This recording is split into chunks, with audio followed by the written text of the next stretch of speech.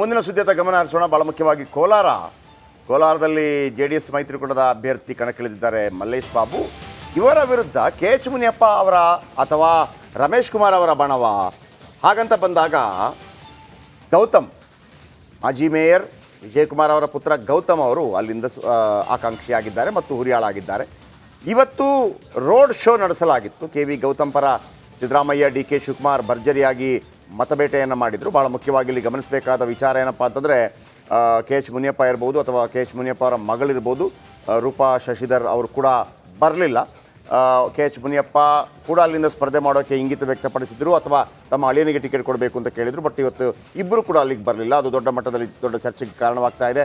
ನಮ್ಮ ರಿಪೋರ್ಟರ್ಸ್ ನಿರಂತರವಾಗಿ ಅಲ್ಲಿ ಫಾಲೋಅಪ್ ಮಾಡ್ತಾ ಇದ್ದಾರೆ. ಆದರೆ 100ಕ್ಕೆ 100 ನಾವೇ ಗೆಲ್ತೀವಿ ಅನ್ನೋಂಥ ವಿಶ್ವಾಸವನ್ನು ಕೂಡ ವ್ಯಕ್ತಪಡಿಸಿದ್ದಾರೆ CM ಸಿದ್ದರಾಮಯ್ಯ.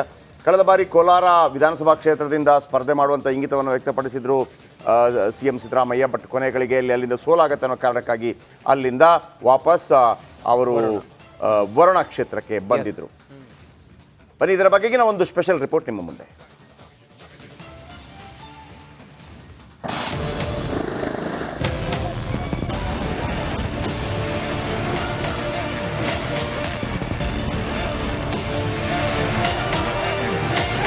ಲೋಕ ಗೆಲ್ಲಲು CM ಸಿದ್ದರಾಮಯ್ಯ ಕಾಲಿಗೆ ಚಕ್ರ ಕಟ್ಕೊಂಡಂತೆ ಓಡಾಡ್ತಾ ಇದ್ದಾರೆ.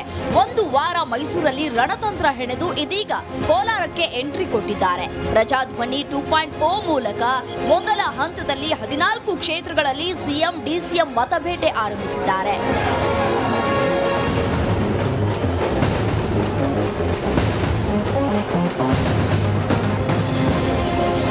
ಹೆಲಿಕಾಪ್ಟರ್ ಮೂಲಕ CM DCM ಕೋಲಾರದ RL ಜಾಲಪ್ಪ ಹೆಲಿಪ್ಯಾಡ್ಗೆ ಆಗಮಿಸಿದರು.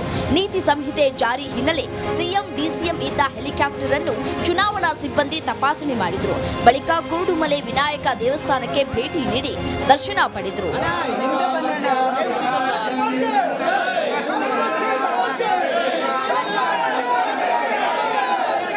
ವಿಧಾನಸಭೆ ಚುನಾವಣೆ ವೇಳೆಯೂ ಕುರುಡುಮಲೆಯಿಂದಲೇ ರಣಕಹಳೆ ಊದಿದ್ದ CM ಸಿದ್ದು ಇದೀಗ ಲೋಕ ಗೆಲ್ಲಲು ಕೂಡ ಇಲ್ಲಿಂದಲೇ ಮತಶಿಕಾರಿಗೆ ಇಳಿದಿದ್ದಾರೆ. ಇನ್ನು ಕೋಲಾರದಲ್ಲಿ ಯಾವುದೇ ಗೊಂದಲವಿಲ್ಲ ಅಂತ CM ಹೇಳಿದ್ರು. ಆದ್ರೆ KH ಮುನಿಯಪ್ಪ ಮಗಳು ರೂಪಾ ಕೂಡ ಗೈರಾಗಿದ್ದು ಕೋಲಾರದಲ್ಲಿ ಏನೂ ಸರಿಯಿಲ್ಲ ಎಂಬುದು ಸ್ಪಷ್ಟವಾಗಿದೆ. ಸರ್, ಏನು ಗೊಂದಲ ಇಲ್ವಾ ಸರ್? ಹಾಗಿದ್ರೆ ಯಾವ ಗೊಂದಲನೂ ಇಲ್ಲ. ಮುನಿಯಪ್ಪ ಅವರು ಬರ್ತಾರ ಸರ್ ಇವತ್ತು ಸಭೆಗೆ?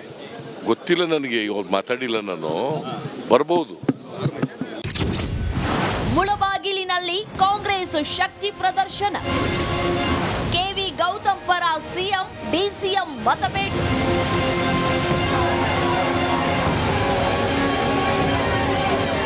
ಮುಳಬಾಗಿಲಿನಲ್ಲಿ KV ಗೌತಮ್ ಪರ ಸಿದ್ದು DKಶಿ ಮತಬೇಟೆ ಆರಂಭಿಸಿದ್ರು. 1 ಕಿಲೋಮೀಟರ್ ಬೃಹತ್ ರೋಡ್ ಶೋ ಮೂಲಕ ಶಕ್ತಿ ಪ್ರದರ್ಶನ ಮಾಡಿದರು. ಪ್ರಜಾಧ್ವನಿ 2.0 ಕುರುಡುಮಲೆಯಿಂದ ರಣಕಹಳೆ. ಏಪ್ರಿಲ್ 26ಕ್ಕೆ ಮೊದಲ ಹಂತದ ಚುನಾವಣೆ. ಹಳೆ ಮೈಸೂರು ಭಾಗದಲ್ಲಿ ಕಾಂಗ್ರೆಸ್ ಮತಬೇಟೆ. ಮೊದಲ ಹಂತದಲ್ಲಿ 14 ಕ್ಷೇತ್ರಗಳಲ್ಲಿ CM DCM rounds. Mysuru, Kolar, Chikkaballapur, Chamarajanagar, Kodagu, Tumakuru, Hassan, ಶಿವಮೊಗ್ಗದಲ್ಲಿ ಪ್ರಚಾರ. ಲೋಕ ಗೆಲ್ಲಲು CM DCM ಫೀಲ್ಡ್ಗಿಳಿದು ರಣತಂತ್ರ ಹೆಣಿದಾಯಿತು. ಲೋಕಸಭೆಯಲ್ಲಿ ಮತದಾರ ಯಾರಿಗೆ ಜೈ ಅಂತಾನೆ ಅಂತ ಕಾದು ನೋಡಬೇಕಿದೆ.